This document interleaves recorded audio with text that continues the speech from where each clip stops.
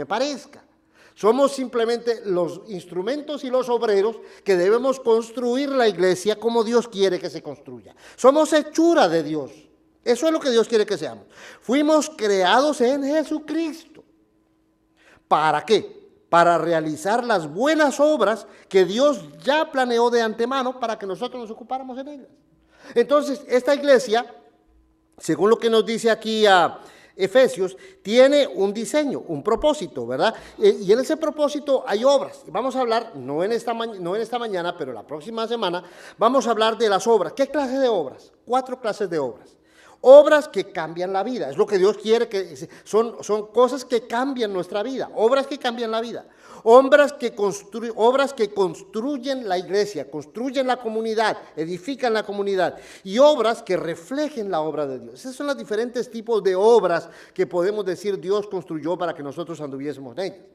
Sin embargo, a través de los siglos, el ser humano tiene complicaciones. Es difícil para nosotros a veces seguir la voluntad de Dios. Somos personas egoístas, somos personas que nos gustan las cosas para nosotros mismos y con frecuencia nos olvidamos de Dios. Con frecuencia hacemos caso omiso al Evangelio, a la palabra de Dios, y vamos haciendo lo que a mí me parece que debo hacer, y ese es un problema. A lo largo de los siglos, nosotros vamos viendo cómo se van desplegando estas cosas en el horizonte, ¿verdad? Que nuestro radar las identifica, que son diferentes al plan de Dios. La primera de esas cosas es lo que podríamos llamar una iglesia imperial. Poco a poco la iglesia se va apartando de la idea de ser un pueblo selecto de Dios, especial de Dios, y le va gustando la cosa del poder, le va gustando el imperio. Ustedes saben que la iglesia se desarrolló en el imperio romano, ¿verdad? Y les gustó, pues, como a todos los seres humanos nos gusta, ¿qué? El lujo y el poder y la plata, y que nos digan, que nos aplaudan y que nos tomen en cuenta para todas las cosas. Así somos los seres humanos. Entonces la iglesia poco a poco le fue gustando esas cosas y veían cómo los emperadores y los gobernantes tenían prestigio y ellos querían tener la misma cosa, ¿verdad? Y así es como encontramos, por ejemplo, que en el siglo IV el cristianismo se convirtió en la religión oficial del Imperio Romano y el Estado intervino en la legislación de la iglesia. Ustedes han oído de un tal señor Constantino, era un emperador.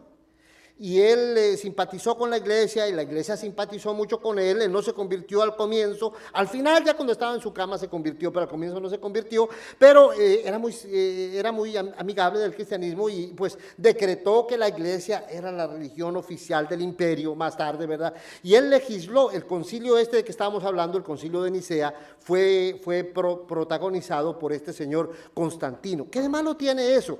Bueno, lo que pasa es que la iglesia no puede hacer alianzas con nadie. No, como iglesia nosotros no estamos llamados a hacer alianzas con el gobierno, con ningún gobierno. No es que el gobierno no nos quiera a nosotros, es que nosotros no queremos hacer alianzas con ningún estado, porque nuestra alianza es principalmente con el Señor. Qué bonito que el gobierno diga, vengan para acá y los apapacho y les doy, pero a nosotros no nos conviene. ¿Por qué? Porque nosotros tenemos una alianza y exclusiva y única ¿con quién? Con Cristo. Nosotros respetamos los gobiernos, todos los gobiernos, no importa cuál gobierno sea, nosotros respetamos los gobiernos. Nosotros oramos por nuestros gobernantes, porque la Biblia dice que debemos orar por nuestros gobernantes. Nosotros apoyamos a nuestros gobernantes en todo lo bueno que los gobernantes hagan, pero nosotros no establecemos alianzas con los gobernantes. Es un error cuando la iglesia establece una alianza con la política, porque entonces se pierde la lealtad y la fidelidad ¿a quién? A Cristo. Tenemos que ser decididos. ¿Qué es lo que vamos a hacer? Nosotros como cristianos, Dios quiere que la iglesia sea el pueblo, el reino ¿de quién? No de Constantino, no del presidente, no del rey fulano de tal. No. La iglesia es de Cristo, es el reino de Dios y debemos lealtad al reino de Dios. Entonces, este fue un grave problema. Fue un error muy grave realmente, una desviación, ¿verdad? Porque no era lo que Dios quería. Menos todavía que el gobierno venga a legislar a la iglesia. Imagínese usted. Que una persona que no es cristiana venga a decir, no, ustedes deben reunirse en vez del domingo los miércoles. ¿Cómo? Pues, ¿qué pasó? ¿Verdad? No, porque nuestro legislador es ¿quién? Es Dios. Él es el que da las leyes, nadie más, ¿verdad? Muy interesante. Bueno, Gregorio I consolidó su poder y autoridad sobre toda la iglesia. Nunca en el Nuevo Testamento ustedes van a leer de una persona en esta tierra que tenga poder y autoridad sobre toda la iglesia. Cada congregación local está gobernada por un grupo de ancianos o pastores u obispos, ¿verdad? Pero desde muy pronto en el cristianismo surgió esa competencia, esa rivalidad. Los seres humanos a veces queremos a ver quién manda, a ver quién tiene más influencia, a ver a quién le hacen más caso. Y así pasó con los primeros cristianos. Ellos quisieron ganar fuerza, poder, y finalmente un señor, un obispo allá en Roma, Gregorio I, decidió que él iba a tener toda autoridad sobre todo el mundo, ¿verdad? Y que pues nadie más iba a tener autoridad, ¿verdad? Con frecuencia nosotros oímos decir que el primer papa fue el apóstol Pedro. Es un grave error, no es cierto. Históricamente hablando, eso no es cierto. No, el primer papa realmente fue Gregorio I. No que desde antes no hubiera habido personas que querían el puesto, ¿no? Que querían la influencia. Pero la primera persona que tuvo autoridad sobre toda la iglesia es Gregorio I. Dios no nos llamó para tener autoridad sobre la iglesia. Dios nos llamó para ser siervos comprometidos y responsables en la iglesia. Cualquier cosa que nosotros hagamos en la iglesia es un servicio responsable. Nuestra única cabeza, nuestro único líder, nuestro único pastor de pastores es Cristo Jesús. Nosotros no estamos llamados a ejercer poderes y autoridades, sino solamente a servir a Dios, a servir a Cristo. Cuando la iglesia se pierde de ese rumbo, pues introduce entonces cosas equivocadas, negativas en la iglesia. Bueno, siguiente punto, se formuló el primer credo en Nicea, buscando el consenso de los líderes cristianos, que serían artículos obligatorios de fe para todos en el 325. ¿Cuál es el problema con un credo? Bueno, el problema con un credo es que no existe otro credo aparte de la Biblia. Cuando la gente me pregunta a mí cuál es tu credo, yo le digo la Biblia. No más, ni menos. La Biblia es todo. No hay otra ley, no hay otro. ¿Qué es un credo? Un credo es una serie de dogmas que alguna persona dice: para ser cristiano tienes que creer esto y esto y esto y esto, y te lo presentan en un libro, en una hoja, en un papel o donde quiera. No, el credo nuestro es lo que dice la Biblia, es el Nuevo Testamento. Ahí está lo que nosotros debemos creer, ¿verdad? ¿Cuál es el problema con este credo? El problema con este credo es que cualquiera, ya estamos hablando de una autoridad, cualquiera que no se someta a los artículos del credo es expulsado. ¿Pero con qué derecho? ¿Quién tiene el derecho de expulsar a otro porque no se somete a un papel? Lo que dice la Biblia es lo que determina si somos o no somos fieles a Dios, no lo que diga ningún papel, ni ningún libro, ni ningún boletín, ni ninguna cosa que se parezca, ¿verdad? Entonces se introdujo esta idea de que aparecen estos credos para obligar a la gente a creer una misma cosa, ¿verdad? Varias cosas se decidieron en este credo. Por ejemplo, se decidió, había una gran controversia en aquel entonces de Jesús, que si Jesús era consubstanciado,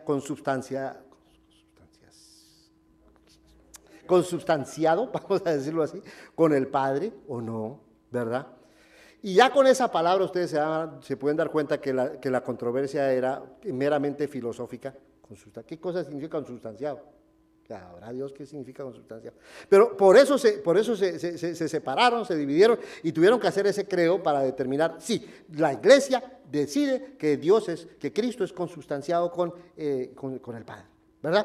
Entonces, surgen estos credos. Otra cosa que se decidió en ese credo, por ejemplo, también es que la Pascua debía celebrarse según el calendario cristiano y no según el calendario judío. Antes algunas iglesias estaban celebrando la Pascua según el calendario judío. Y aquí en este credo dijeron: no, de aquí en adelante las iglesias van a celebrar la Pascua según el calendario cristiano, que realmente era el calendario romano. La gran pregunta es: ¿y de dónde sacaron que hay que celebrar la Pascua? Si en ninguna parte de la Biblia los cristianos celebraron la Pascua, ¿verdad? Pero se van surgiendo estas creencias. Bueno, se estableció el celibato como un requisito obligatorio para los sacerdotes en 1023. Todo lo contrario, la Biblia dice que un requisito para los ancianos, obispos o pastores es que sean casados. Se decretó el sistema de indulgencias. ¿Qué era el sistema de indulgencias? El sistema de indulgencias es sencillamente que si tú vas a pecar, puedes hablar con una autoridad religiosa y le puedes decir a esa autoridad religiosa: véndame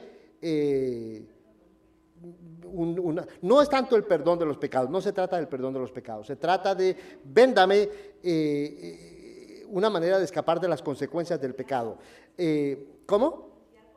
Como una especie de limpiar conciencia. Y la idea en aquel entonces es que la gente que pecaba tenía que pagar las consecuencias. El pecado está perdonado, decían en aquel entonces, ¿verdad? Pero la gente tiene que pagar la consecuencia. Y la consecuencia es que va a ir a purgar sus penas en unas llamas hasta que todos sus pecados sean purgados y entonces puede pasar a la gloria. De eso no aparece absolutamente nada en el Nuevo Testamento.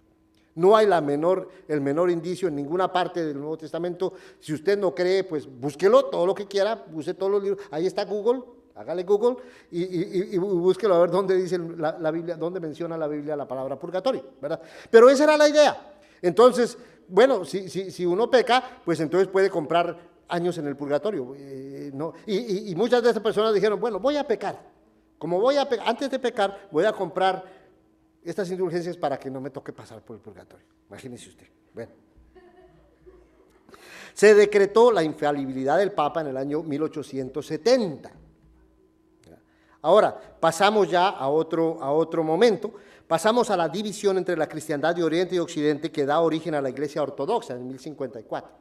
Resulta que, ustedes saben, la Iglesia cristiana comenzó estando el Imperio Romano vigente y cuando fue creciendo hubo controversias en el Imperio Romano y hubo desacuerdos y el imperio se fue dividiendo y quedó el Imperio Romano de Oriente y el Imperio Romano de Occidente. En el Oriente estaba Constantinopla, en el Occidente estaba Roma, ¿verdad? Y entre los dos grupos cristianos, entre comillas, ¿verdad? Empezó a haber controversias y cosas, controversias muy simples. Por ejemplo, ellos se peleaban por ver de dónde venía Cristo, si venía solamente del Padre o si venía del Padre y del Hijo. Los del Occidente decían que venía del Padre y del Hijo, y los del Oriente decían que venía solamente del Padre. Pero más que todo se peleaban por intereses políticos y por el poder. Los pastores o los obispos de Roma decían, nosotros somos los que tenemos el poder. Es más, uno de ellos quería tener todo el poder. Y los del Oriente decían, no, ¿cómo así? Nosotros también tenemos poder, ¿verdad? Así fue que llegó el momento en que no se pudieron conciliar y en 1954 se separaron los dos y formaron una iglesia nueva, la Iglesia Ortodoxa, la Iglesia Ortodoxa griega. De eso tenemos varios por aquí. Esta es una ciudad cosmopolita, tenemos de todo, así que si usted quiere conocer una Iglesia Ortodoxa griega, solamente búsquela y la va a encontrar, ¿verdad? Años después surgió la Reforma Protestante, claro, con dominación, ¿verdad?, del cristianismo, de la iglesia y todas esas cosas, hubo mucha gente descontenta, ¿no? Por el año 1517 apareció la iglesia luterana, se tradujo la Biblia al idioma vernacular de la gente tuvo un despertar y se estableció la reforma y de esa reforma surgió lo que nosotros hoy en día tenemos como la iglesia luterana. Por allá por el año 1523 surgió la iglesia anglicana por los conflictos entre Enrique VIII y el Papa. ¿Qué fue lo que pasó? Que Enrique VIII se le ocurrió que se quería divorciar de Catarina de Aragón y le mandó una carta al Papa diciendo que quería divorciarse de Catarina de Aragón y el Papa le dijo, no señor, usted no se puede divorciar. Y el rey dijo, ¿y cómo que no me puedo divorciar?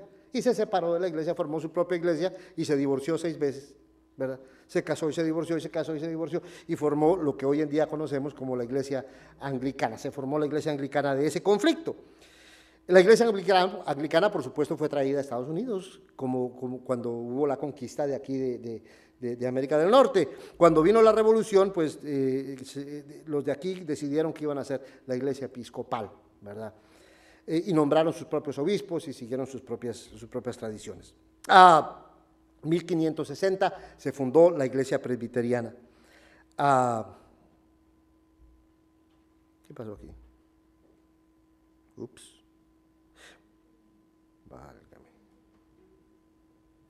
Válgame.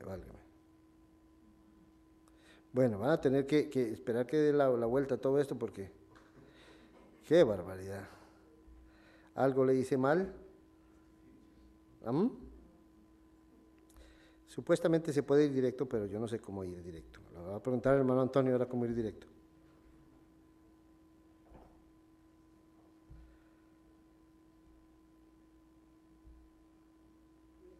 Ahí estamos. Vino movimientos americanos. Estados Unidos ha sido un país muy religioso y muy prolífero en religiones. Aquí se han establecido cantidad de religiones. Aquí solamente vamos a mencionar algunas poquitas, ¿verdad? Mencionemos primero a José Smith, que fundó en 1830 por allá en Nueva York, la Iglesia de Jesucristo de los Santos de los Últimos Días, los mormones. Él dijo que alguien lo había llevado y le había mostrado unos placas escondidas y que le había ayudado a traducir esas placas y fundó lo que es la religión del mormonismo, una iglesia que ha crecido mucho aquí en Estados Unidos y también en el extranjero.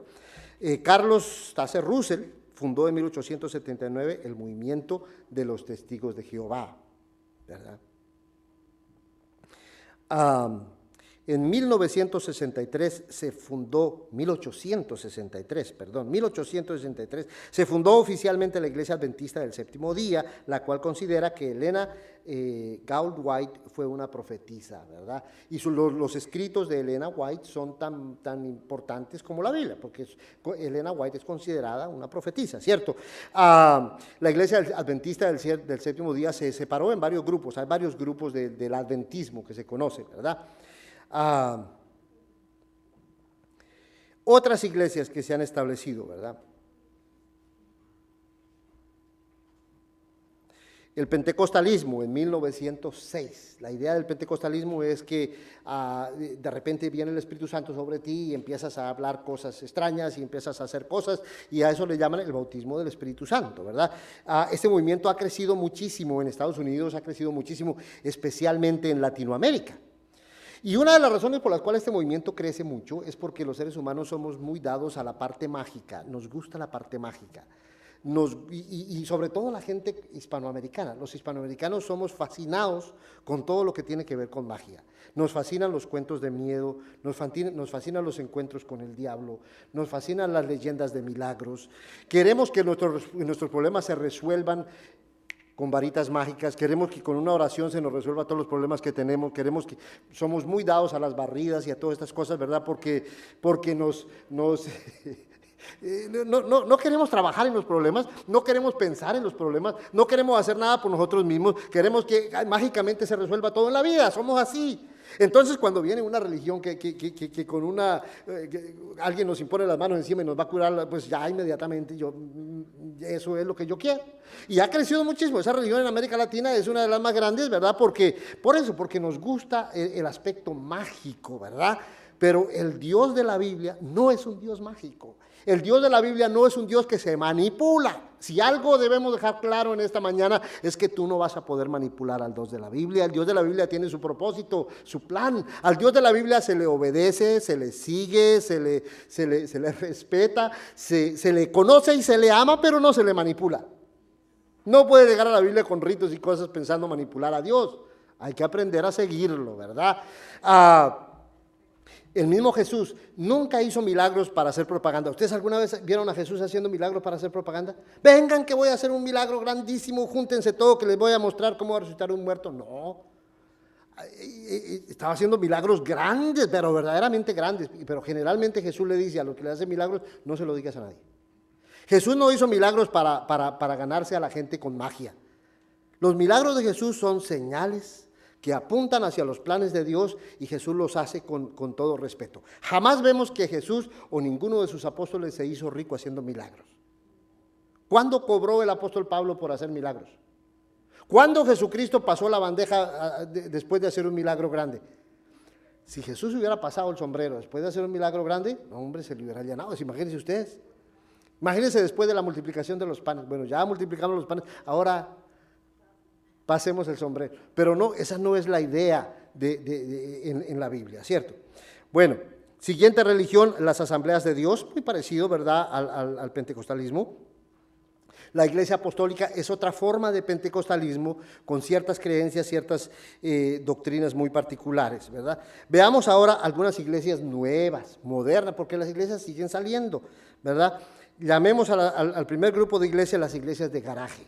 Estas son las personas que de repente dicen, voy a formar una iglesia. ¿De dónde salió la idea? ¿Quién sabe? Pero voy a formar una iglesia, y en un garaje, rentan un garaje o en el garaje de su casa, establecen una iglesia. Muchas de estas personas lo hacen lamentablemente, realmente, porque suponen que estas iglesias son lucrativas, que dejan dinero. Había mucha gente que me dice, la iglesia es un gran negocio. Pues sí, la iglesia mal establecida es un gran negocio. Pero si tienes una fe sincera, eres sencillamente un cristiano, ¿verdad? Quieres a Dios sencillamente y no estás ahí para enriquecerte. No estás ahí para usar la fe, manipular la fe de la gente para enriquecerte. Entonces estas son iglesias de garaje, son montones de iglesias que surgen todo el tiempo. Personas que van estableciendo iglesias en todos lugares. ¿Saben ustedes que algunas de estas iglesias de garaje se han vuelto realmente grandes emporios económicos? Empezaron algún día en algún garaje.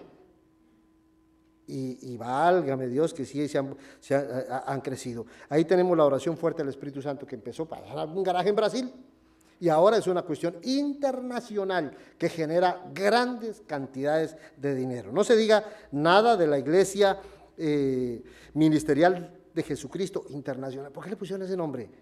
La Iglesia de Dios Ministerial de Jesucristo Internacional. ¿Qué es eso? ¿No? Es un nombre tan largo, como que entre más largo el nombre, más oficial es la iglesia. Pero bueno, 1972 en Colombia se fundó esta iglesia, cuya principal líder y profetisa es María Luisa Piraquive. La pastora y profetisa María Luisa Piraquive, ¿verdad? Este personaje ha estado mucho en las noticias últimamente, ¿verdad? Porque la semana pasada o antepasada se le ocurrió decir en público que en el púlpito no se puede parar ninguna persona con ningún defecto físico. Imagínense ustedes, en pleno siglo XXI. Se le ocurre decir que en el púlpito no se puede parar ninguna persona ciega, manca, coja. Antes no dijo calva, ¿cómo hubiera sido que hubiera dicho algo así, verdad? Ningún defecto físico. Y sencillamente dijo, por motivos de conciencia. No, pues en una sociedad como la nuestra, pues se le vino todo el mundo encima, ¿verdad? ¿Cómo así que está discriminando ni más ni menos que contra las personas impedidas? Y salieron periodistas y salieron personas, ¿verdad?, que siendo impedidas han hecho grandes labores, personas realmente dignas de admiración y que dijeron, ¿verdad?, nosotros por no tener un brazo, por no tener la vista, por estar mancos, no quiere decir que estamos impedidos del cerebro, ¿verdad? Y entonces, ahora en la actualidad pues la están investigando porque resulta que pues ha habido un enriquecimiento ilícito. La familia Piraquive resulta tener pues grandes cantidades de dinero, grandes lujos, viajes por todas partes, ¿verdad? Y todo en nombre de ¿qué? En nombre de la religión, en nombre de Dios. Esto es realmente una pena, pero es que eso pasa en el horizonte de la fe cristiana, eso pasa en ese radar de la fe cristiana. Todas estas cosas han pasado. Nuestra tarea, nuestra labor, nuestra misión es ¿qué? Enfocarnos en la Biblia. La Biblia es la estrella. La Biblia es la guía, la pauta, la orientación. Nuestra fe tiene que estar orientada en las enseñanzas de Dios. ¿Cuáles son las principales desviaciones en todas estas cosas? Yo podría mencionar quizás 3 de ellas, ¿no? La primera es la resistencia a oír la voz de Dios, el menosprecio de la Biblia, el descuido de la Biblia. No lees la Biblia. No estudias la Biblia, no escudriñas la Biblia. Hay personas que piensan que con solo leer la Biblia ya la leí, pero te olvidas de todo. La Biblia no es un libro mágico, no es para leerlo simplemente, es para escudriñarlo, para entenderlo. Nosotros tenemos que tener un verdadero deseo, una verdadera apertura de mente para decir qué es lo que Dios quiere decir en este versículo. Y no lo dejes hasta que no lo entiendas, lo mejor que puedas. Pueda que no lo entiendes del todo, pero no importa, tú éntrale con todas ganas y trata de entender lo mejor que puedas la palabra de Dios. Tienes ese compromiso con la palabra de Dios. Cuando nosotros cerramos la Biblia y empezamos a abrir toda otra clase de libros, toda otra clase de videos. Hoy en día, hermanos, YouTube está lleno de videos cristianos. Pon la palabra evangelio en YouTube y te van a salir 10,000 videos. No, pues yo soy muy espiritual porque yo veo todas las mañanas videos de YouTube sobre el evangelio. No, ábrete tu Biblia, nada va a reemplazar la Biblia. Tienes que fijarte en lo que dice la Biblia. Lo que ha pasado en todos estos años con las iglesias es el resultado de ¿qué? De cerrar la Biblia, de no escuchar la palabra de Dios, de no ponerle cuidado, atención seria a lo que dice la palabra de Dios. Ese es el primero. El segundo grande problema ha tenido que ver con la autoridad. Los seres humanos queremos poder. Yo no sé para qué, pero queremos poder. Nos gusta el poder. Quizás nos gusta el poder tanto como la plata. No tenemos plata, pero tenemos poder, estamos contentos. Nos gusta el poder. Bueno, debemos entender que solamente hay un poder y el poder es Dios. No debemos seguir en esa carrera, en esa locura del poder. Lo que trajo como consecuencia a Gregorio I, ¿verdad? Precisamente fue esa locura, ese deseo de poder y de influencia, ¿no? Se excomulgaron entre ellos. A través de los años de la historia, los líderes cristianos se han excomulgado. A raíz de la Reforma Protestante, hubo 100 años, más de 100 años de guerra en Europa, hermanos, más de 100 años de guerras religiosas. Unos contra, ¿y ustedes creen que se pelearon las gentes por la fe religiosa? No. Se pelearon las gentes, ¿quién financió esas guerras? Los reyes, los gobernantes, los imperios, para proseguir sus intereses. Ellos simplemente usaron la religión para inflamar a las gentes, para que fueran estas personas y entregaran su vida. Se mataron montones de personas, 100 años de guerra en Europa, guerras religiosas. Pero era simplemente por el poder y la influencia política. Odio del hermano, hacia el otro, entre las religiones. ¿Por qué? Por influencias políticas nada más. Nada de eso está en la Biblia.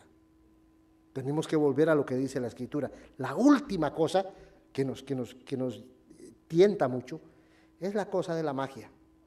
Nos gusta la magia. Y tenemos que aprender que tenemos que decirle adiós a la magia. La Biblia la vida no se basa sobre experiencias mágicas. Dios no es un Dios mágico, la Biblia no es un libro mágico. La Biblia es un libro de orientación y de guía. ¿Para qué? Para que vivamos nuestra vida mejor. La próxima semana vamos a hablar de ese diseño que Dios tiene para su iglesia. ¿Qué es lo que Dios quiere? Obras. ¿Qué obras? Las obras que nos menciona Efesios, particularmente el capítulo 2, versículo 10.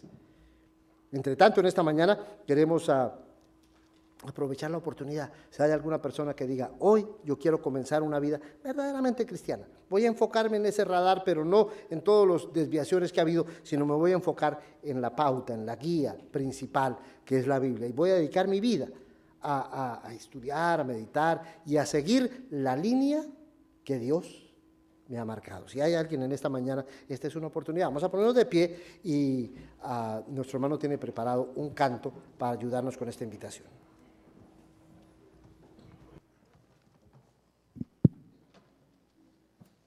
Jehová es mi pastor, nada me faltará, pues suyo soy, mío es Él. ¿Qué más puedo desear? ¿Qué más puedo desear?